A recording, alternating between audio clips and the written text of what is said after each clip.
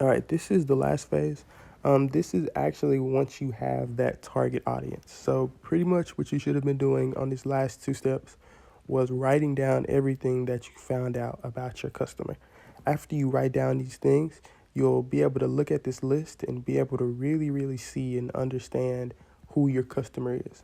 So I'll just give you a good example. One that we gave earlier was people who are tech savvy or gamers.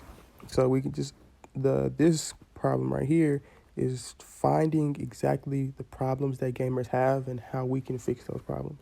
So we'll go problems for gamers, Quora. If you don't know what Quora is, it's just like a I guess like a community blog post where people like post questions or talk about their problems almost in like a forum.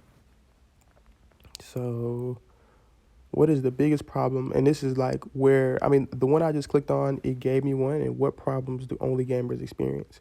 But for later on in this step, what we're going to do is look at these related questions. What are the biggest problems of being a true gamer? What is the biggest pain gamers face today? What is the most frustrating thing about games to you? Like, these are all gold when it comes to marketing, because now that we found, I guess, a sort of person that we would target, now we can pinpoint exactly what that person thinks and exactly how they feel.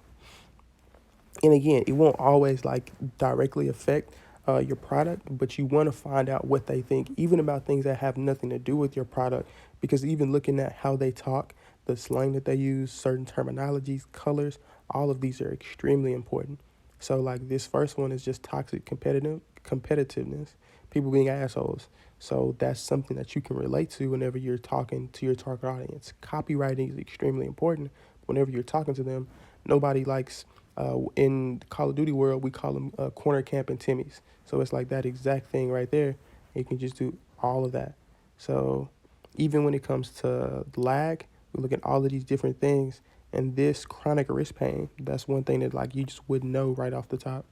Um, and kind of just looking over everything and understanding like what is this different things. And just to target it down a little bit more, we'll say health problems. And this should give us maybe a little bit more, at least targeted towards like the product that we're selling right now.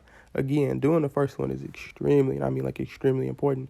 But looking through health problems, I have a 14-year-old son who plays video games all day. What should I do is to stop him if he doesn't listen to me anymore?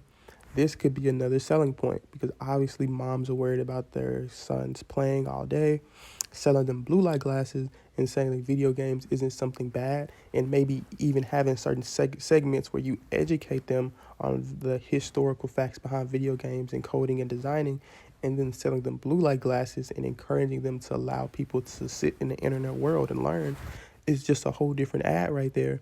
But it's something that you never would have known had you not take the time out to sort of look through these things, find the pain points, find how you can fix those pain points, and sort of just looking through every single thing.